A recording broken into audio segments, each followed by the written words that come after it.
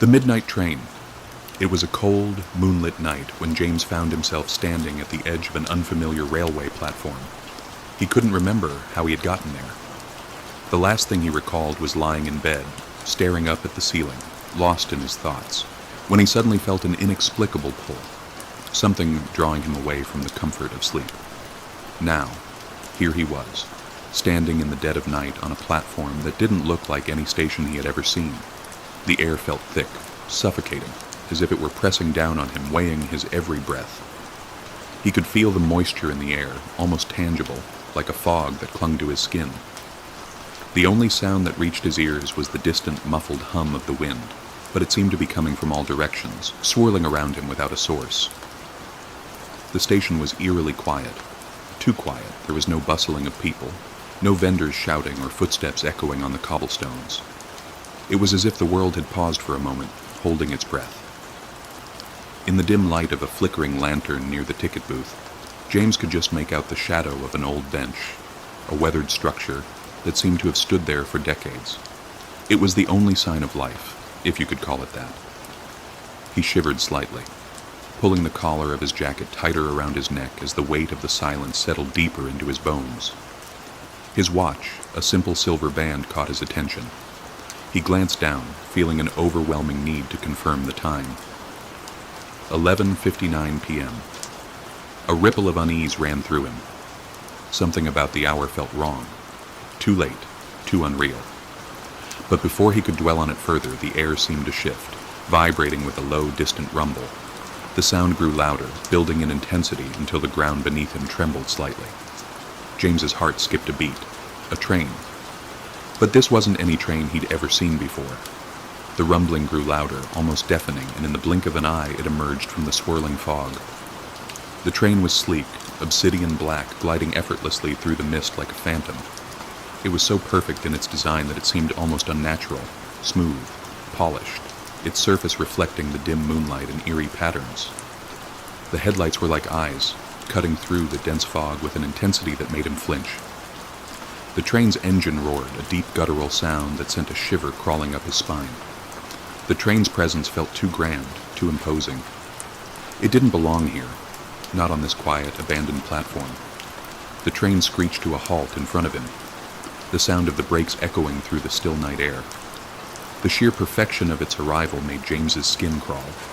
It was too smooth, too deliberate, like the whole scene had been staged, and he was nothing more than an audience member to something far beyond his understanding. Then, as if on cue, the doors of the train slid open with a sound that seemed almost mechanical, precise, as if they had been designed for this very moment. A low, monotone voice echoed from somewhere inside the train, though it didn't seem to come from any specific direction. It reverberated around him as if the very air itself was speaking. "Midnight train. All aboard?" The voice was calm, emotionless, as though the words were a routine, a command that had been said countless times before without the slightest hint of warmth or invitation. James stood frozen for a moment, his heart pounding in his chest, a mix of instinctual fear and irrational curiosity fighting for dominance in his mind. His thoughts raced. Should he board the train? Was it even real? Something deep within him urged him to run, to turn around and leave this strange place behind. The station, the train, the voice. It all felt wrong, out of place. Yet, as if under some mysterious force, his legs moved of their own accord, carrying him closer to the train. A strange compulsion seemed to grip him, pulling him toward those invitingly open doors. They beckoned, like the entrance to some forbidden place, a place where rules didn't apply and time had no meaning. For a brief moment, his instincts screamed for him to stop, to resist whatever was drawing him in, but he couldn't. He stepped forward slowly, cautiously, feeling the weight of every movement as if each step took him deeper into some unknown fate. The moment his foot crossed the threshold of the train, the doors closed behind him with a soft hiss, the sound almost like a sigh of relief, or perhaps one of anticipation. The interior of the train was just as unsettling as its exterior. The lights were dim, casting long shadows across the sleek, plush seats. The design was elegant, almost opulent, but there was something unnervingly sterile about it. The air inside the car was cooler, but it felt alive, charged with an unexplainable energy that made the hairs on the back of his neck stand up. James glanced down the length of the car, noticing the odd, almost mechanical precision with which the train was moving. It seemed to glide effortlessly along the tracks, as if it were suspended above them, floating on air rather than metal and steel. He glanced around trying to find anyone, any sign of life, but the car was empty. Empty. Except for the faintest sound of movement, as if someone, or something, was watching him from the shadows. But James didn't see anyone. No conductor, no passengers. Just the eerie emptiness. For a moment he considered turning back, but something about the doors, the finality of their close, told him it was too late. He had stepped onto the midnight train and there was no going back. The train continued its journey, a surreal hum filling the air, like the beginning of a dream that was about to turn into a nightmare. The silent passengers. The interior of the train was unlike anything James had ever encountered. The walls were smooth and sleek, glowing softly with a pale light that seemed to come from nowhere in particular.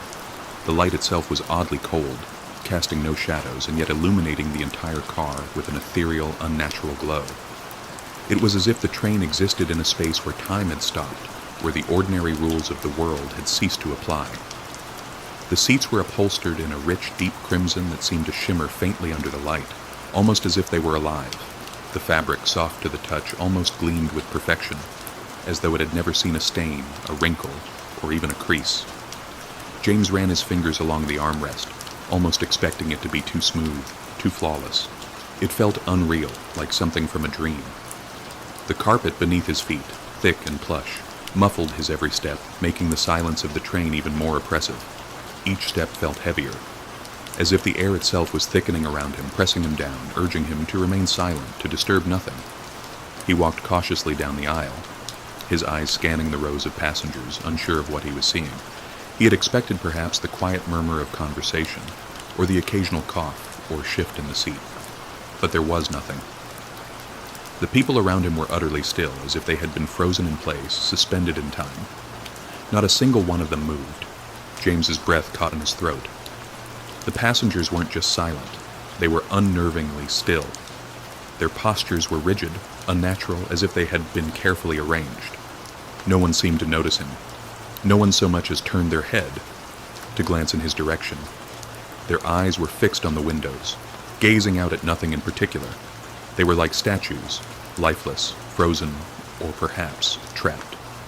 He saw a woman in a blue dress sitting near the window, clutching a handbag tightly against her chest.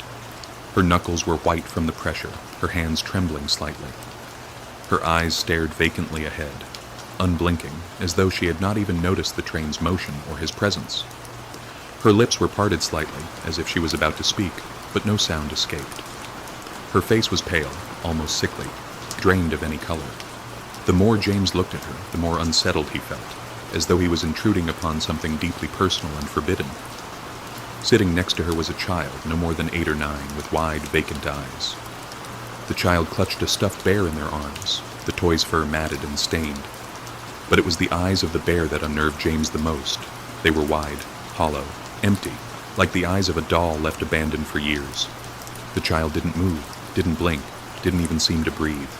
Their gaze was fixed on the same spot, their face an unreadable mask of tranquility that sent a chill crawling up his spine.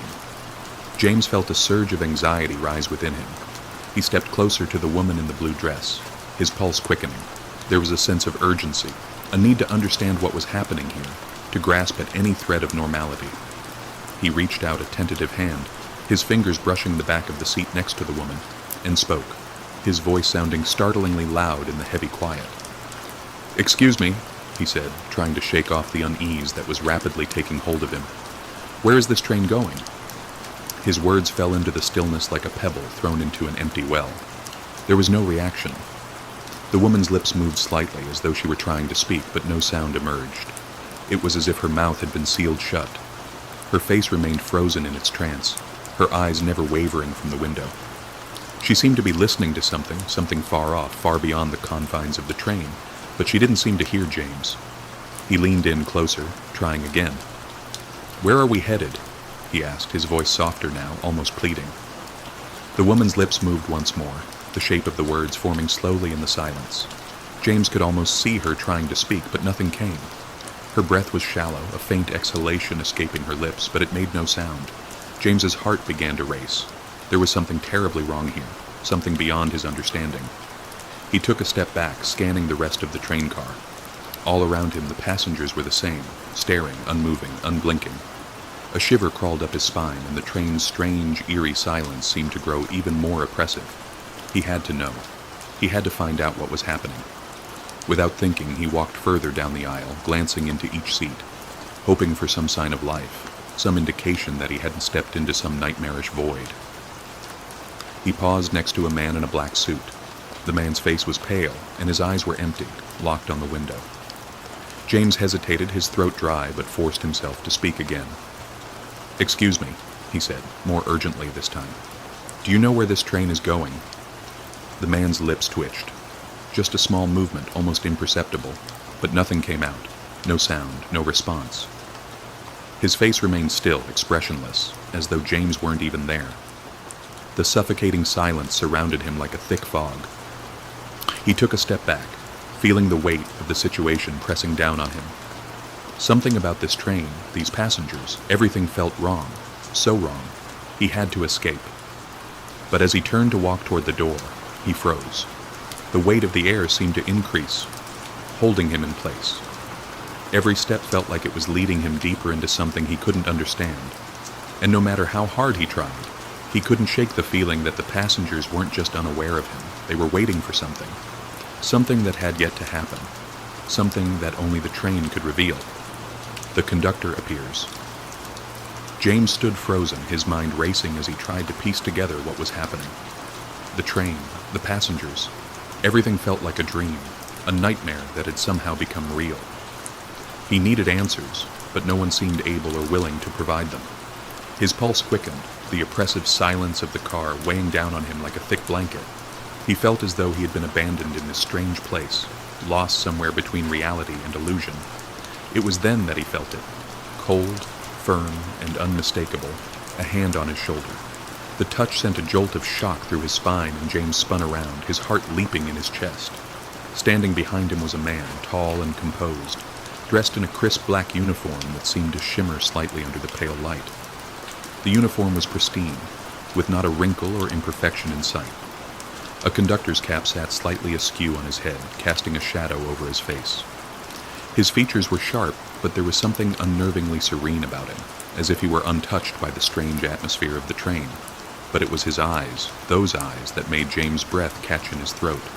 They were black, pure black, as if there were no pupils, no iris, just a void staring back at him. They were dark and endless, like two bottomless pits, pulling him in, drawing him closer to the abyss. James could feel himself being swallowed by them, a chill crawling up his spine as the weight of the man's gaze pressed down on him. "Please, sir," the conductor said softly, his voice smooth and calm, the words almost melodic. "Take your seat." The conductor's voice had a quiet authority that made James hesitate, unsure of how to respond. Something about the way he spoke made the room feel even more suffocating, as if the very air had thickened in his presence. James opened his mouth to speak, but his voice faltered, his words caught in his throat. "Where is this train going?" James managed to ask, the question trembling in his voice. He needed answers. He needed to understand what was happening, where he was going, but all he could do was clutch onto the question, his fingers tightening around the edges of reality. The conductor smiled faintly, the expression so subtle it was almost imperceptible. There was no warmth in the smile, no kindness, no reassurance. It was a smile that seemed to exist solely for the sake of formality. He didn't answer immediately, and for a moment the silence stretched out between them like an unspoken bond. "To where you need to be," the conductor finally replied, his voice still soft, yet carrying an odd weight. The words echoed in James' ears, but their meaning didn't settle in his mind. "To where you need to be." What did that mean? Was the conductor mocking him? Was it some kind of cryptic riddle designed to drive him mad? His thoughts swirled in confusion, but in the end the calm, almost hypnotic tone of the conductor's voice silenced any lingering resistance. James felt an inexplicable weariness wash over him. It was as though the very atmosphere of the train, combined with the conductor's presence, had drained him of any defiance, any will to argue. A strange compulsion gripped him, a pull he couldn't ignore. Without another word, he turned away from the conductor, his legs moving almost of their own accord as he walked down the aisle. The other passengers remained frozen, their vacant stares fixed on the window, unaffected by the exchange. James couldn't help but glance at them as he walked, but their silence and stillness made him feel more isolated, more alone. The train was not just a physical space, it was a strange, unnerving void, an in-between place where the laws of time and reality no longer seemed to apply. He finally found an empty seat near the back of the car, nestled against the window. He sank into it with a sense of resignation, the leather cushion cool against his skin. His heart was still pounding, though the rhythm was slower now, heavy with the weight of confusion. His fingers gripped the edge of the seat, knuckles white as he tried to calm his racing thoughts. The train was moving. He could feel the subtle vibrations of the tracks beneath him, the gentle hum of the engine in the distance. The world outside the window began to blur, the passing landscape turning into a smear of light and shadow. The moonlight, pale and distant, reflected off the windows in fragmented streaks. The night outside seemed endless, stretching into infinity, as though the train were hurtling through an endless void. The lights inside the train flickered for a brief moment, casting long, unsettling shadows across the cabin, but then returned to their strange, cold glow. James leaned his head against the window, gazing out into the blur of movement. His eyes grew heavy, and for a moment, he thought he might drift off to sleep, but something stopped him. An unease that remained lodged in his chest, a gnawing feeling that refused to leave him. He was on the midnight train. He didn't know where it was going, but wherever it wasn't a place he wanted to reach. The conductor's words echoed in his mind. To where you need to be.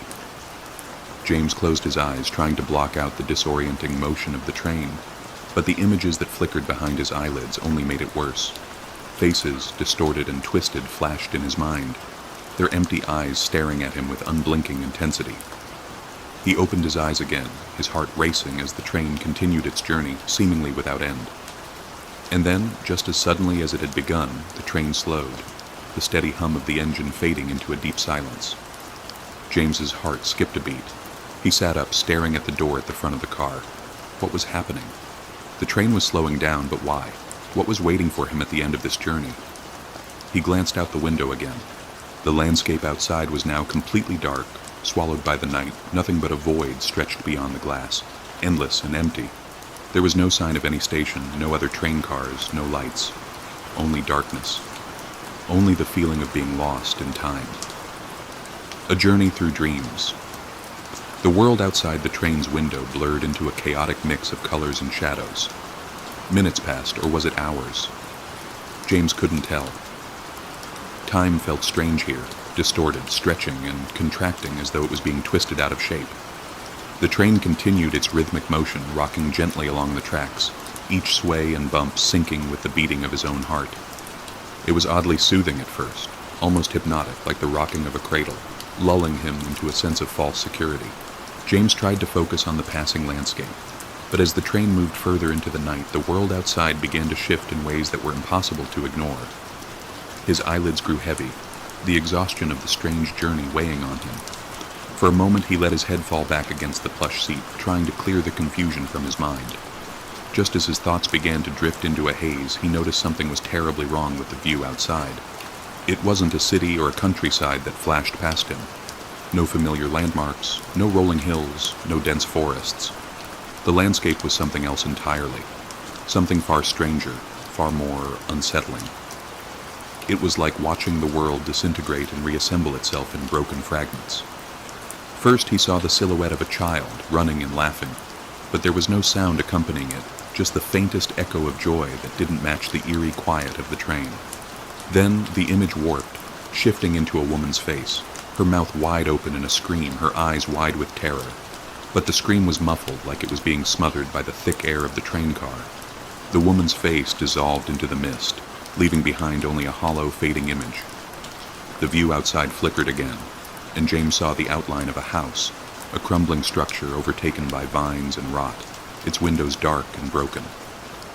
As his gaze fixed on it, the house seemed to disintegrate, the walls peeling away, the roof collapsing into itself, until it dissolved entirely into the gray mist that had begun to blur the scene. It wasn't real. It couldn't be. The images didn't make sense, as though they were stolen from his mind, pieced together in a nightmarish montage. He rubbed his eyes. trying to shake off the disorienting vision. But when he looked outside again, the scene had shifted once more. He saw flashes of people, faces he didn't recognize, appearing and vanishing, like figures in a dream, never staying long enough for him to make sense of them. Everything was fleeting, a series of disconnected snapshots, like memories or moments that had been lost long ago, now slipping away from him. James's breath caught in his throat, his heart racing. He turned to the front of the car, to the conductor, who stood there as he had before, silent and unmoving, gazing ahead. His presence was almost otherworldly in the shifting, unreal landscape. The conductor's figure seemed to remain steady against the flow of the chaotic scenery outside, his stillness providing a strange sense of contrast to the disorienting nature of the journey. His dark eyes, as empty as they were, seemed to pierce through the madness of the landscape, fixed on something far beyond the train. "What is this place?" James asked, his voice shaky, betraying the fear that had been slowly creeping up on him. He didn't expect an answer, but the words had to be spoken. He needed to understand, to grasp hold of something, anything that might explain this madness. The conductor did not turn his head, his gaze still locked on the infinite horizon. His response came in his soft, measured tone, that calm voice, which now felt strangely detached from the surreal chaos surrounding them. "The midnight train travels through dreams. It carries those who wander too far, ensuring they find their way back." James frowned, the words sinking into his mind but not quite making sense. "Back to where?" he pressed, his heart hammering in his chest, a knot of dread forming in his stomach. He had to know. Was this a dream? Was this some twisted version of his reality? And if so, what was he supposed to learn from it? Where was he really going? For a long moment, the conductor remained silent. His eyes flickered ever so slightly, as though acknowledging James's presence, but he didn't speak right away. The air in the car thickened, the weight of the silence pressing down on James, leaving him with the strange sense that the answer he sought was one he was not truly prepared to hear. "Back to themselves," the conductor replied at last, his voice as calm as ever, but there was something in the way he said it, a subtle undertone, a hint of something darker that James couldn't quite place. "The train carries those who have lost their way in dreams. It ensures they find their way back to who they truly are, to the places where they belong." James blinked, trying to process the words. Back to themselves? The thought unsettled him even more. Was this some kind of metaphor? Was he truly lost in a dream? Was everything he had experienced up until now simply a manifestation of his subconscious, a distorted reflection of his own mind? The conductor's dark eyes briefly flicked toward James, their depth giving the impression that he could see straight through him, like he was reading the very fabric of his being. For a brief, terrifying moment, James thought he glimpsed something in those eyes, something dark and terrible, a shadow that whispered of a world beyond comprehension. He could feel his skin crawl, an overwhelming sense of being watched, of being known in ways that no one should be. But then, just as quickly, the conductor's gaze returned to the front, and the train's motion seemed to steady again. The world outside remained a blur, a mess of memories and fragments of strange places, each one vanishing before James could fully grasp it. He felt dizzy, disoriented, as if the train itself was spiraling through a series of ever-shifting realms. The conductor's words hung in the air, unanswered, as the train continued on its mysterious journey. The question that lingered in James's mind became sharper with each passing moment. What did it mean to go back to yourself? And more importantly, was he ready to face what he might find when he did? The midnight train seemed to carry on, traveling deeper into the unknown, its destination unclear, its purpose even more so. And as James sat in the dim light of the car, staring out into the endless void beyond the windows, he realized with a sinking dread that whatever awaited him on the other side of this journey might be more terrifying than anything he had ever imagined. The nightmare car. The midnight train continued its relentless journey through the endless night, its eerie motion gently rocking the passengers into a trance-like state. The hum of the engine, once soothing, now felt oppressive, the sound reverberating through the bones of the car. The once familiar atmosphere of the train was changing. The feeling of foreboding had slowly shifted into something darker, more palpable. James could sense it, a tension hanging in the air like a storm about to break. The train began to slow, the gentle rocking stilled by the deceleration. And for a brief moment, everything felt suspended in time.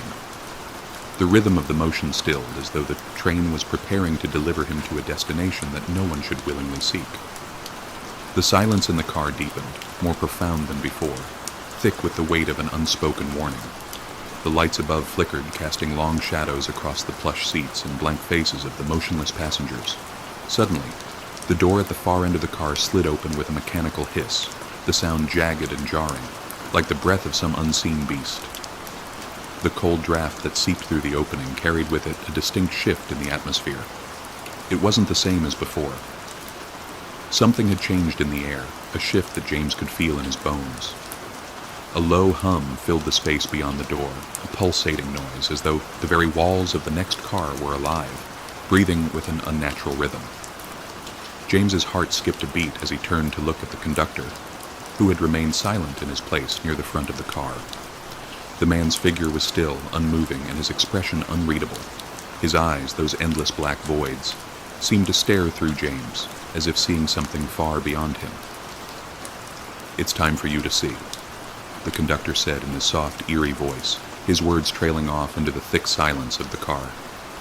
James's breath caught in his throat, a cold sweat beginning to form along the back of his neck. The words hung in the air like a grim omen, as if some terrible revelation was waiting for him just beyond that door. The eerie red glow beyond the threshold called to him, an otherworldly, pulsating light that seemed to breathe in and out, drawing him closer. It wasn't natural, wasn't something he could explain. It was wrong. His body screamed for him to stay seated, to refuse, to leave this madness behind. But there was something about the conductor's unblinking stare, the certainty in his presence that made it impossible to resist. "What's in there?" James asked, his voice shaking as the words left his lips. The conductor didn't answer immediately. Instead, his gaze fixed on James, steady and unwavering, as if searching for something within him, something deep and hidden. His eyes darkened further, if that was even possible, and the faintest of smiles tugged at the corner of his lips, a smile that was empty, like a shadow of something long forgotten. James could feel his pulse quicken, his stomach twisting into knots. He knew that this was a mistake. He knew it. But he had no choice but to follow the pull. The door was waiting, beckoning him. Against every instinct he stood, the movement slow and reluctant. His feet felt heavy as he made his way toward the door, each step a battle against the creeping terror that had begun to seep into his chest. The train's movement was completely still now, as if it had ceased to function altogether, and yet the world beyond the door seemed to pulse with life. As he crossed the threshold, the temperature plummeted. The cool, stagnant air inside the car rushed at him like a physical force, and he could feel the weight of it pressing in, thick and suffocating. The chill settled in his lungs, making it harder to breathe, as if the very air itself was heavier here. The light inside was a sickly red, painting everything in an unsettling hue, like blood seeping through cracks in the world. There was no warmth, only a cold that gnawed at him, digging deep into his skin. James stumbled forward, the soles of his shoes scraping against the floor as he tried to steady himself. The car was empty, eerily, unnervingly empty. But the walls were different. They were lined with mirrors, tall and sleek, stretching from floor to ceiling. They caught the red light and reflected it back in twisted ways, distorting the air itself, making everything appear warped and broken. As James walked farther into the car, the reflections in the mirrors began to shift, like shards of a shattered reality. At first the reflections seemed harmless enough. He caught glimpses of himself, standing as he was now, his reflection a mirror image of him in the cold red light. But then things began to change. In one of the mirrors, he was a child again, his small form running through a sunlit field, laughter echoing in the air. It was a memory, a brief fleeting flash of a time long past. The image flickered and shifted, becoming almost dreamlike, but then it vanished, the reflection distorting and melting away into something darker. Another mirror showed him older, standing in a sterile white hospital room. The reflection in this mirror was not the man he had seen before, but someone broken, someone lost. His face was streaked with tears, his eyes swollen and red. He reached out toward the reflection, but it didn't respond. The image began to blur, like watercolors running in the rain. James's breath hitched in his throat, panic rising in his chest. The images, they weren't just memories, they were something more. They were fragments of his life, but twisted, distorted. The deeper he looked, the more they became unfamiliar, as though they were not entirely his at all. And then he saw it. The final mirror. In this one, his reflection smiled. But it wasn't his smile. No, it was too wide, too sharp, like something that had been stretched beyond recognition. His mouth split open in a grotesque, too-perfect grin, the corners curling back unnaturally. The eyes staring back at him weren't his either. They were hollow, empty black voids that seemed to swallow the light. There was nothing there. No soul, no emotion, just darkness. The reflection in the mirror didn't move, but it felt alive. It was watching him, studying him, and James could feel the smile. No, the thing in the mirror, growing wider, the emptiness behind its eyes like a chasm that threatened to consume him. For the first time since boarding the train, James felt the true weight of the terror pressing down on him. The world around him felt thin, fragile, like it might snap at any moment. The train was no longer a journey. It was a descent into something far worse. His legs gave out and he collapsed to the floor, his eyes locked on the reflection of the thing in the mirror. He had seen it, it had seen him, and now he couldn't escape. The door to the car slammed shut behind him, the mirrors reflecting his terror as the train plunged deeper into the nightmare. The true purpose of the train. James's heart raced as the cold red light in the nightmare car seemed to pulse more intensely, suffocating the space around him. The reflections in the mirrors, twisted and grotesque, had already begun to haunt him with their chilling, distorted images. His breath came in shallow gasps as he backed away from the final mirror, the one with the hollow black eyes, the one that made his blood freeze. But just as he thought he couldn't endure anymore, the voice of the conductor rang out across the car, breaking the silence like a sharp crack in the air. The midnight train does not just travel through dreams, it reveals truths. The words hung in the air like an omen, cold and weighty. James felt his stomach drop at the sound of the conductor's voice, as if each syllable was meant to unravel him further. The conductor's figure emerged from the shadows, gliding toward him with unnerving stillness. His dark eyes seemed to bore into James, as if pulling him into a deep, endless abyss. James turned, desperate to get away from the mirrors, but the car seemed to stretch and elongate before him, as though it were becoming an impossible maze, closing in on him from all sides. His pulse quickened, his breath catching in his throat. The conductor was too close now. His presence was suffocating, his shadow stretching longer and longer until it reached the far walls of the car. "What truth?" James demanded, his voice trembling with a mixture of fear and frustration. His body felt heavy, the weight of the train, pressing down on him. His mind was reeling. He couldn't think straight. There had to be a way out, there had to be. The conductor didn't answer immediately. He simply stood there, still as the dark night that enveloped the train. His lips curled into a faint, unsettling smile, one that didn't reach his eyes. For a moment, the train felt even more alive, like it was listening, waiting for something to happen, for the moment when the truth would finally be revealed. "The truth of who you are," the conductor said slowly, his voice low and deliberate. "The truth of what you've done." James's mind raced, his thoughts spinning out of control. "What are you talking about?" he asked, his voice rising in panic. "I haven't done anything wrong. His words faltered as something began to shift in the air, like the train itself was breathing in rhythm with his heartbeat. The atmosphere seemed to distort. The car grew colder, the light dimming to a sickly hue. The mirrors shimmered, the images within them beginning to twist and writhe as if they were alive. James felt a tightening in his chest as his body stiffened. It was happening again. The mirrors. They had shown him things he couldn't understand. He didn't want to look again, didn't want to see what they might reveal. But the train had other plans. He turned, unwillingly, to face the mirrors again. This time, however, the reflections were different, as if they had been waiting for him to return. The warped images that had once been merely unsettling now felt much more real, much more true. The first mirror shimmered and rippled like the surface of a disturbed pond, and as it settled, James saw himself standing over a body. The scene was eerily clear, like a memory from a distant past.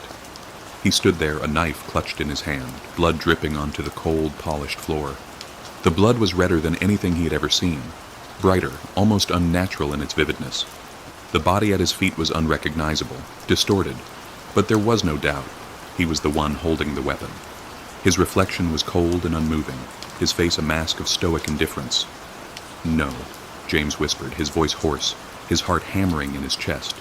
He shook his head violently, stumbling backward. "That's not me, I didn't—" But the mirrors didn't relent.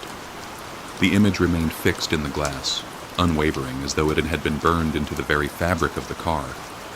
His stomach twisted in knots, his breath coming in ragged bursts as his mind screamed in protest. "This isn't me." He could feel his legs shaking, his knees threatening to buckle under him, but he couldn't look away. The truth, whatever it was, had been thrust before him, and there was no escaping it. "I didn't do this," James said aloud, his voice shaking barely above a whisper, but the conductor's words echoed back at him, cutting through his denial. "You cannot run from your nightmares, James. They will follow you, no matter where you go." The conductor's words were soft, yet their meaning hit James like a physical blow. The weight of his statement pressed down on James's chest, suffocating him. Nightmares. James didn't want to admit it, but the images in the mirrors, they felt too real, too familiar. His mind scrambled for explanations, but nothing made sense. His memories felt fractured, torn apart. Was this real, or was he just trapped in another nightmare? "Why are you doing this?" James gasped, his voice desperate. "What do you want from me?" The conductor's expression remained unchanged, a calm serenity in his eyes that made James's skin crawl. There was a hint of something else there, something ancient, something far older than time itself. "The midnight train reveals only what is necessary," the conductor said, his voice a soft murmur that seemed to echo within James's very soul. "It reveals truths, but it does not force you to face them. You chose this path, James. You chose to board the train. Now, you must face what you have done, and what you are." The words struck with a finality that left James gasping for breath. His mind reeled, his thoughts spinning in an endless loop of confusion and terror. He didn't know who he was anymore. He didn't know what was real and what was a nightmare. As the conductor's shadow stretched longer and longer, the walls of the train car seemed to bend and warp, distorting into shapes that no longer resembled the interior of a train. The mirrors gleamed with a new malevolent light, and the sound of the train's engine, which had once been so hypnotic, now reverberated with a deep guttural growl. The entire train seemed to pulse with malevolent energy, and James realized with a terrible sense of clarity that the midnight train was no mere ride. It was a journey into the very heart of his own darkness. The truth, whatever it was waiting, and James had nowhere to run. The twisted ending. The midnight train groaned to a halt, its screeching brakes sending an eerie, high-pitched wail that echoed in the stillness. The once rhythmic hum of the engine fell silent, and the unnatural calm that followed sent a chill deep into James's bones. For the first time since he'd boarded, the train felt still. Too still. There was no comforting sway, no soothing motion to lull him into a false sense of security. Only silence. A moment passed before the doors at the front of the car slid open with a sound like the deep inhale of a breath. The cold wind that swept in was thick with the scent of damp earth and something older, something far more ancient. James stared out into the dark, fog-cloaked expanse, but what he saw was not the familiar world he had known. It was a desolate, empty station bathed in the pale, sickly light of the moon. The platform stretched out before him, jagged and cracked, as though it had been abandoned for centuries. The conductor, standing near the door, gestured toward the exit with a subtle, almost nonchalant wave. His voice, calm as always, echoed through the car, low and precise. "This is your stop."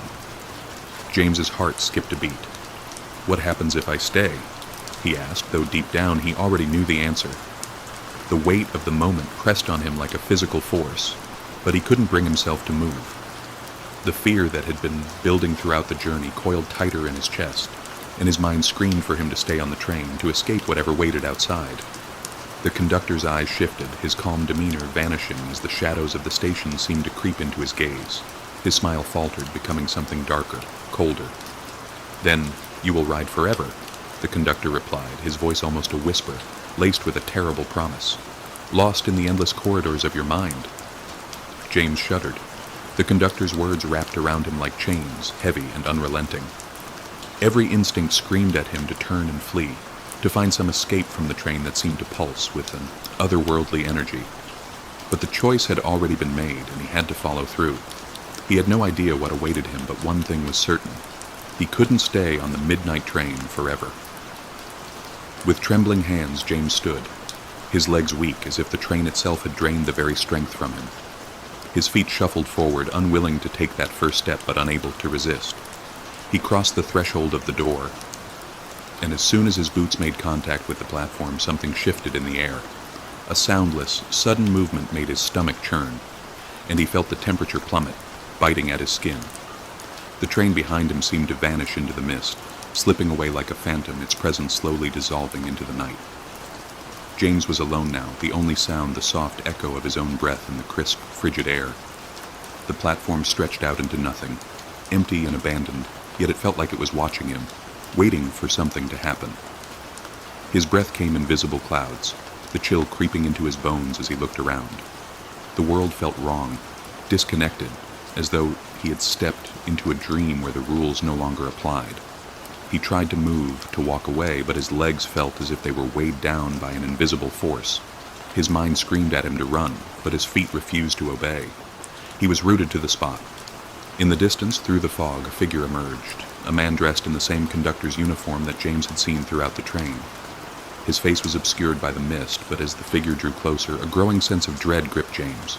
There was something deeply familiar about this man, something he couldn't place. As the figure stepped out of the fog, James's stomach dropped, and his blood ran cold. The man's face, it was his face, a twisted reflection of himself, as though staring into a mirror that showed an alternate version of his own reality. The other James wore the same uniform, his expression calm but haunting, and then the smile, wide and unsettling. It was the kind of smile that twisted the air, the kind that made everything feel as though it was breaking apart. "Welcome back," the other James said, his voice dripping with malice, the words slithering through the silence like a serpent. His eyes were dark, too dark, hollow, black voids where his soul should have been. The air around them grew heavier, suffocating. The other James took a step closer, his feet barely making a sound as they moved across the cracked platform. James's heart raced. Panic surged through him, but his limbs wouldn't respond. His mind screamed for him to run, to flee from the horror of seeing himself standing before him. But his body refused to move. He was paralyzed, rooted to the spot, as if the very ground had swallowed him whole. The other James tilted his head slightly, his eyes glinting with a malevolent gleam. "It's your turn now," he said, his voice low and filled with an ominous finality, "to guide the train." A cold wave of terror flooded through James's chest. "No!" he gasped, trying to break free of the invisible force holding him in place. I can't." But the words faltered, lost in the air. His breath quickened, and he tried to step back, but the other James reached out, his hand closing around James's wrist with an unyielding grip. Before James could protest, the conductor's cap, his cap, was placed gently on his head. The weight of it was suffocating. It was as if it belonged to him now, as though it had been waiting for him all along. A deep, unshakable dread washed over him as he realized the truth. He had become a part of the midnight train, a part of the endless cycle. The world began to twist, to bend, as the other James smiled one last time. A smile that was not a welcome, but a curse. James tried to scream, to resist, but his voice was lost in the endless void, swallowed by the darkness that had already begun to claim him. The world around him faded to black, and when James opened his eyes again, he was back. He was back on the midnight train, wearing the conductor's uniform, the same cold, silent passengers sitting in their seats, their hollow eyes staring ahead, unblinking. They were waiting for him. The train began to move once more, its rhythmic motion carrying him through the endless corridors of dreams and nightmares. And James, now the new conductor, could do nothing but guide it, forever trapped in the labyrinth of his own mind. The midnight train was his now. The road was dark and winding as James drove through a thick forest. The air was cold and a heavy fog made it hard to see. James was tired not just from the long drive, but from his sleepless nights. He was a writer struggling to finish his book and hoped this trip to a quiet town would help him focus. He reached the town of Everlow, a small and old-fashioned place. The streets were empty, the houses looked worn out, and the whole town felt strange. When James asked about a place to stay, the locals hesitated to answer. Finally, an old man pointed him to a place at the edge of town. "The Hollow Inn," he said softly. "But be careful." The inn looked like it had been forgotten by time. The wood on the walls was rotting and the windows were covered in dust. But James didn't care. It was cheap and quiet, exactly what he needed. The innkeeper, Mrs. Holloway, was a pale, thin woman with hollow eyes. She handed him a key without much conversation. "Room 13, she said.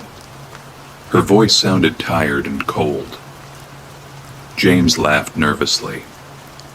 "Unlucky number, huh?" Mrs. Holloway didn't smile.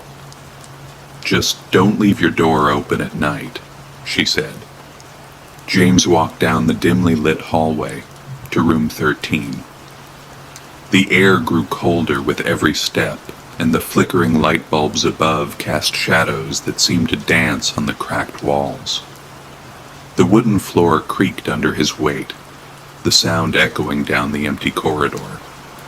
When he reached his door, the number 13 was barely visible, worn down by time with scratch marks running through it.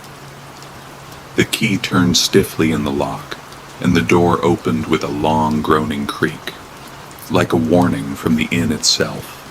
The room was simple yet unsettling. A single bed with a faded quilt sat against one wall. A wooden wardrobe loomed in the corner, its door slightly ajar as though someone had left it in a hurry. The desk near the window was dusty, and the chair beneath it looked like it hadn't been moved in years. James noticed the wallpaper immediately. It was old and peeling in places, revealing the wood underneath, but the pattern caught his attention.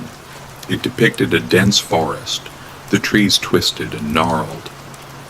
In the dim light of the room, the shadows from the window made the trees appear as though they were swaying, their branches reaching out toward him. He blinked and shook his head, brushing it off as a trick of his tired eyes. "Perfect," he muttered sarcastically, tossing his bag onto the bed. "At least it's quiet." That night James sat at the desk, trying to write. The inn was eerily silent, no cars outside, no voices from other guests, not even the sound of the wind. The only thing he could hear was the faint ticking of the clock on the wall. He focused on his notebook, jotting down ideas, but his thoughts kept wandering back to the strange feeling he'd had since arriving. Around midnight, just as he was about to give up and go to bed, he heard it, a faint whisper. At first it was so soft he thought he might have imagined it, but then it came again. A low, breathy sound, almost like someone murmuring just outside his door. James froze, his pen hovering over the paper. "Hello," he called out, his voice shaky. The whisper stopped. For a moment there was only silence. Then came the sound of soft footsteps. They moved slowly, almost deliberately, down the hallway outside his room.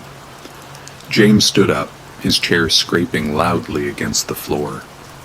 He opened the door and peered into the hallway. It was empty. The flickering lights cast long, uneven shadows, and the air felt colder out here than it had in his room. "Is someone there?" he asked, his voice echoing in the stillness. The footsteps stopped. James stepped out, his heart pounding in his chest. He walked down the corridor, following the sound, but it led him to a dead end, a blank wall at the far end of the hall. He stood there for a moment, confused and uneasy, in the corner, before shaking his head. fully closed, though "It's just my imagination," he arrived. he whispered to himself, Eventually, though his voice exhaustion lacked overtook him and conviction. drifted into a restless sleep. He turned back toward The his next morning, room, but as he James woke up to walked, he pale noticed sunlight something streaming strange. through the window.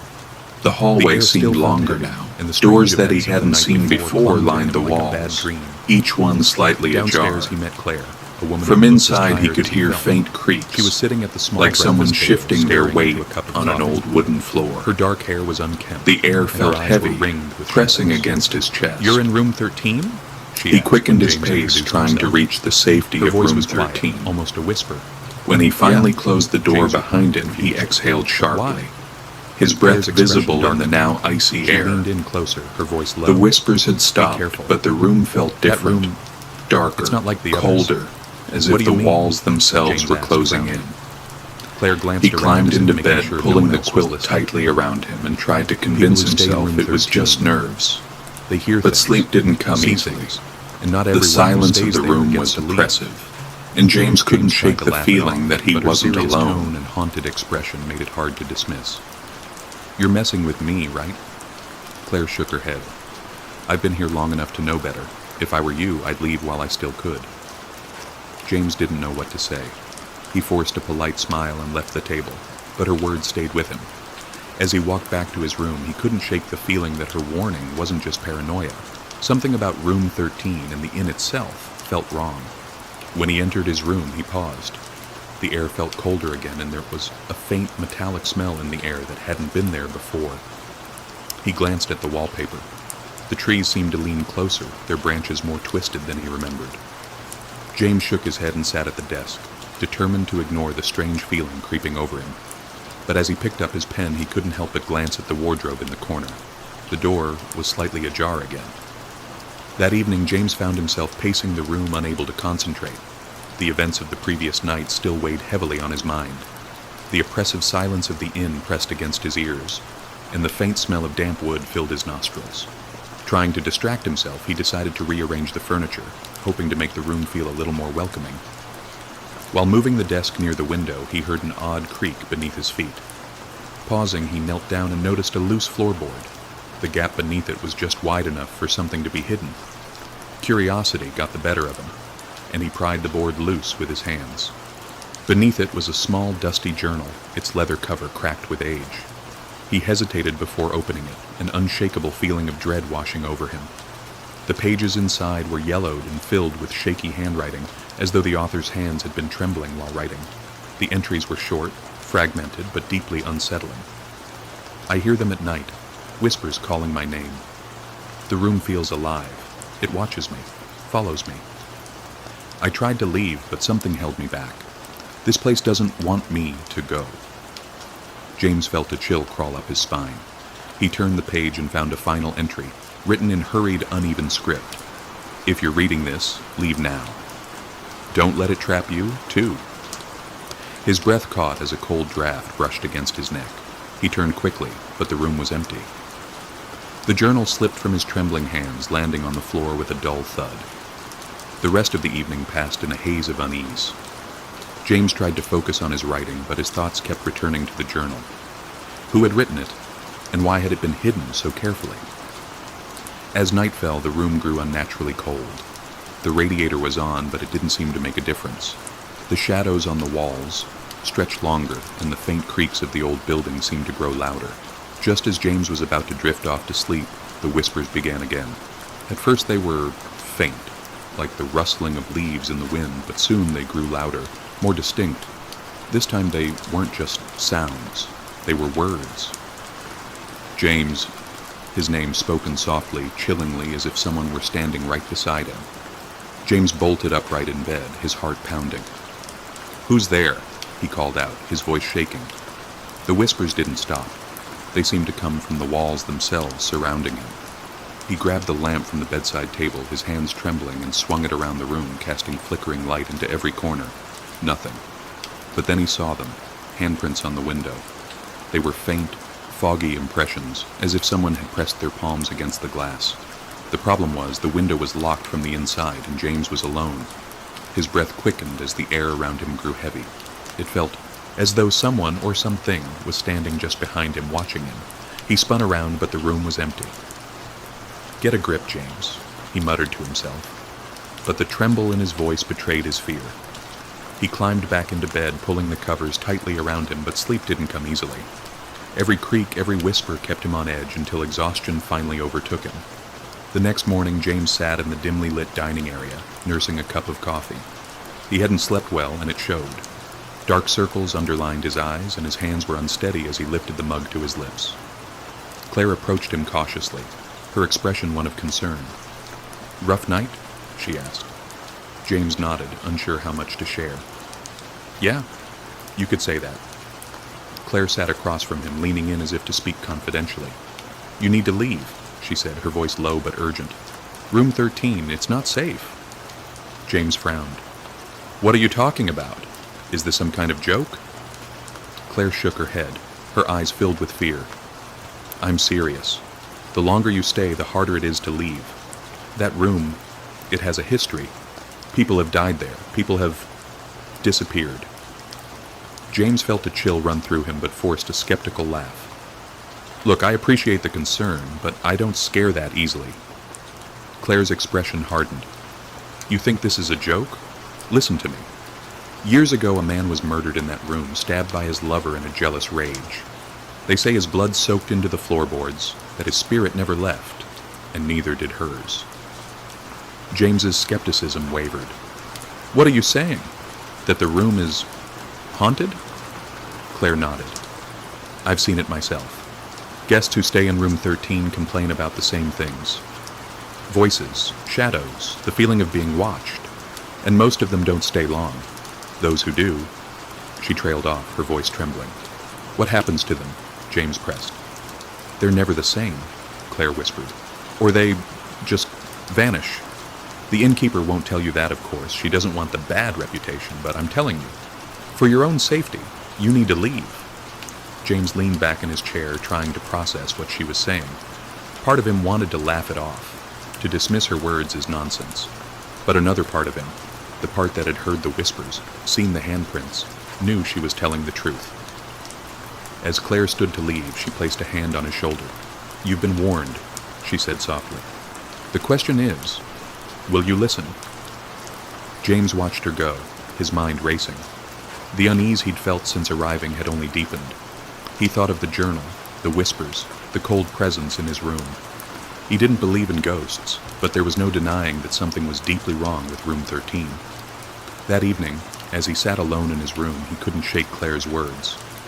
The wallpaper seemed darker now, the twisted trees more menacing. The silence of the inn was deafening, and James found himself glancing over his shoulder every few minutes, half expecting to see something lurking in the shadows. When the whispers began again, louder than ever, James realized that leaving might not be as simple as Claire had suggested. James could no longer ignore the growing sense of dread that clung to him like a second skin. The whispers, the cold drafts, the handprints on the window, everything had led to one inescapable truth. Room 13 was haunted. But by what? Who or what was responsible for the evil that lingered in the air? His mind raced with questions, and the nagging fear in his gut pushed him to act. He couldn't just leave. He needed answers. The idea of confronting whatever had been tormenting him was terrifying, but it was the only way to break free from the fear that was slowly consuming him. The town library was a small, dusty building on the edge of the village. When James arrived, the librarian gave him a knowing look, as though she'd seen too many strangers searching for answers in the same way. She led him to a section of the library that seemed untouched by time, a collection of old newspapers and town records. James sifted through yellowed articles and crumbling pages, his eyes scanning for anything about the inn. It didn't take long before he found what he was looking for. The headline read, "Tragedy strikes at Old Inn. Murder-suicide in room 13. He read through the article quickly, his heart pounding in his chest. The story was horrifying. A man named Thomas Harding had been staying in room 13 with his lover, Eleanor Blackwood. A jealous argument had spiraled out of control, and Harding had murdered Eleanor before taking his own life. Their deaths were brutal. No one could explain why it had happened, but the aftermath was just as unsettling. After the tragedy, the inn was abandoned for a time, and when it was reopened, the room was left untouched, sealed off from the rest of the building. But rumors started circulating.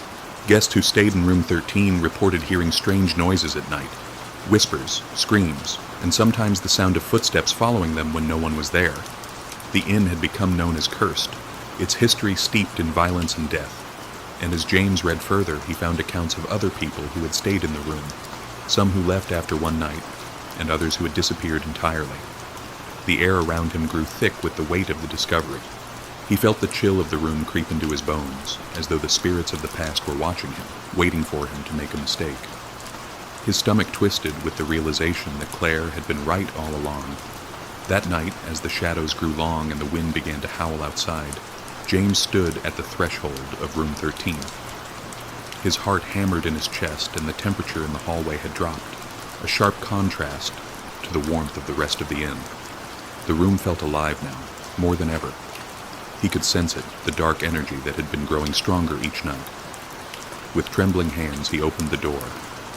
The moment he stepped inside, the air seemed to shift, heavy, suffocating. The walls, once just peeling wallpaper, seemed to pulse and twitch. The twisted trees in the design seemed to stretch toward him, their branches elongating, reaching out like fingers. A low hum filled the room like a distant chant just at the edge of his hearing. "What do you want from me?" James shouted into the darkness, his voice cracking with fear. "Why won't you leave me alone?" The room answered. The whispers, which had always been faint, exploded into loud, frantic voices.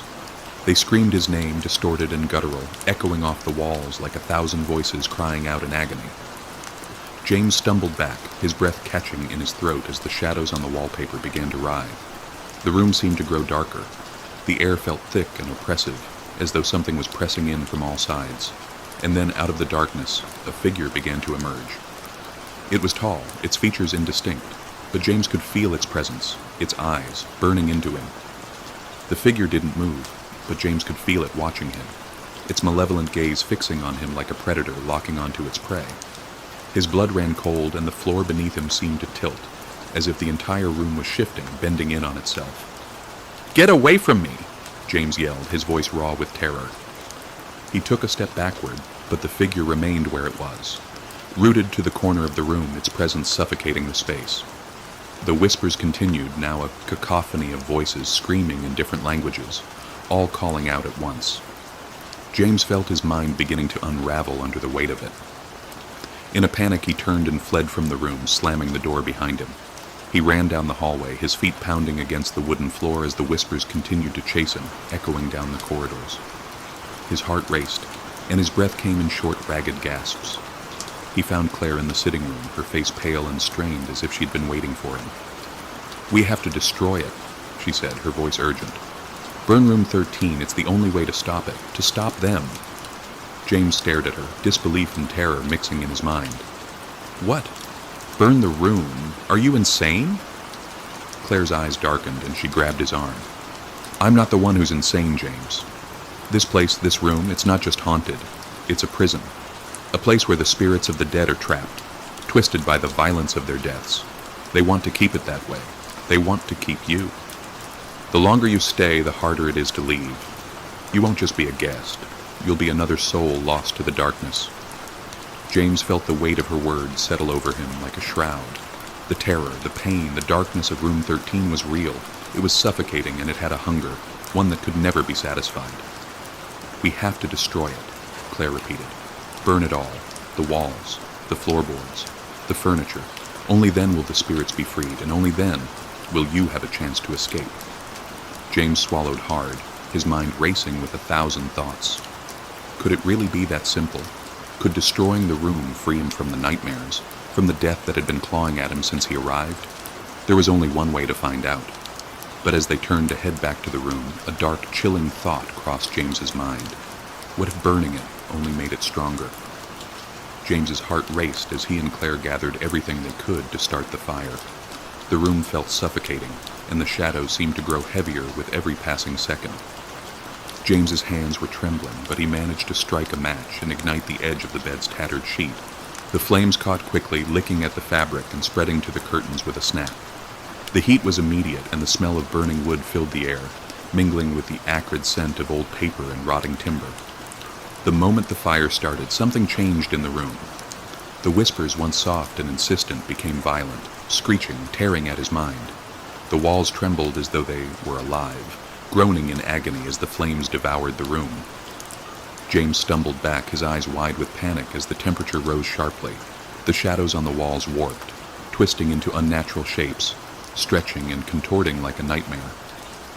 Suddenly, the room seemed to shake violently, as if it were trying to fight against the flames. The very foundation of the building groaned under the strain, the wood and brick protesting in loud cracks and pops. The fire flickered in the air, casting monstrous, distorted shadows on the walls. James felt as if the room itself was alive, enraged by the destruction. As the fire spread, Claire's face twisted in the glow of the flames. Her expression, once full of fear and worry, shifted into something darker, something unrecognizable. Her eyes, once wide with concern, darkened, and her lips curled into a cruel, almost malevolent smile. James's blood ran cold as he watched her, his heart sinking in realization. "You," he stammered, his throat dry as the room seemed to close in around him. "What are you—" Claire's voice was different now, lower, colder. "Did you really think you could escape?" she hissed, her words slithering through the room like a snake. The voice that came from her wasn't hers. It was something older, something twisted. James's eyes widened in horror as he watched her transformation. Claire's body seemed to ripple with an unnatural energy, her skin now stretched tight over her bones. Her features warped as though the very essence of her being had been overtaken by something far more sinister. The fire flickered, casting strange, fleeting shadows across her face, but she was no longer the woman he had met. "I'm part of this place," she whispered, her smile widening, showing teeth that were too sharp, too white. "And now, so are you." It hit him then, the realization that had been gnawing at the edges of his mind. Claire was no longer just a guest at the inn. She had never been. She was the spirit of Eleanor Blackwood, the jealous lover who had died in room 13, her vengeful spirit bound to the inn. And now she was pulling him into her world, trapping him just as she had done to others before. The realization struck like a punch to the gut. James tried to move, but the room seemed to close in on him, the shadows pressing in, wrapping around his limbs. As the flames grew hotter, the shadows grew bolder, swirling like dark tendrils reaching for him. He tried to escape, but Claire, or whatever she had become, lunged at him, her hands stretching toward his throat, her eyes burning with malice. "No!" James screamed, his voice breaking as he stumbled back, his heart pounding in his chest. He turned and ran, his feet slipping on the floor as the fire raged around him, the walls cracking and groaning like they were being torn apart. He could hear Claire's voice behind him, a low growl in the back of his mind, taunting him, mocking him as he tried to escape the burning hell that room 13 had become. He barreled through the halls, the flames licking at his heels, the heat nearly unbearable. The shadows followed him, stretching and distorting as if alive, chasing him down every corridor. His vision blurred, and the air became thick with smoke. He coughed, gasping for breath, but the fire was everywhere, closing in from every direction. His legs burned from the effort, but he pushed on, his body fueled by fear and desperation. The walls seemed to move, the floor uneven beneath him, as if the very inn were trying to swallow him whole. The shadows reached out, brushing against his skin like cold fingers, and James swatted at them, his hands slick with sweat. With one last burst of energy, he reached the front door, throwing it open and stumbling into the cold night air. He collapsed onto the ground, gasping for breath as the smoke billowed out of the windows behind him, the fire consuming everything in its path. The flames roared like a wild animal, crackling and snapping as the inn, and the terror it held within its walls, burned to the ground. Resolution. The twist. Expanded version. James awoke with a start, his body stiff and sore. His surroundings were unfamiliar. The soft beep of medical equipment, the faint smell of antiseptic, and the low murmur of voices. He blinked rapidly, trying to focus, his vision blurry as he tried to sit up. A nurse rushed to his side, her face filled with concern. "Easy now," she said softly, her hands gently guiding him back down onto the hospital bed. "You're lucky to be alive." James looked around, his head swimming with confusion. What happened? Where am I? The nurse smiled sympathetically. "You were found unconscious near the site of a fire. The inn, it's completely burned down. They say it was a tragic accident." She paused, studying him for a moment before continuing. "But you're safe now, that's all that matters." James blinked, still in a daze. "The inn," he murmured, the pieces of his memory coming together like fragments of a nightmare.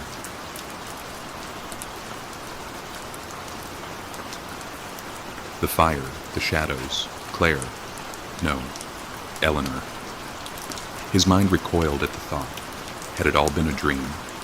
But as he lay there recovering from the ordeal, something strange caught his eye. On the table beside his bed was the old journal, the one he had found hidden in room 13. His breath hitched as he reached for it, his hands shaking. He opened it, desperate for any kind of explanation. But the pages were blank, save for one sentence written in ink that seemed to crawl across the page. "You can leave the inn, but the room will always follow."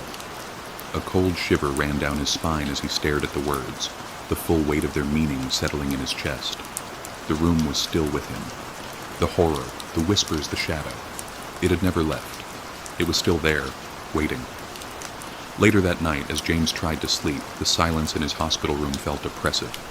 His eyelids grew heavy, and just as he was about to drift into unconsciousness, he heard it. A soft whisper, faint but unmistakable. "James." His heart skipped a beat. He snapped his eyes open, the room around him unchanged. The walls were bare, the air still. Yet the whisper was there again, a voice in the dark, familiar and cold. And as he closed his eyes again, he knew the truth. He had escaped room 13, but the room had not escaped him.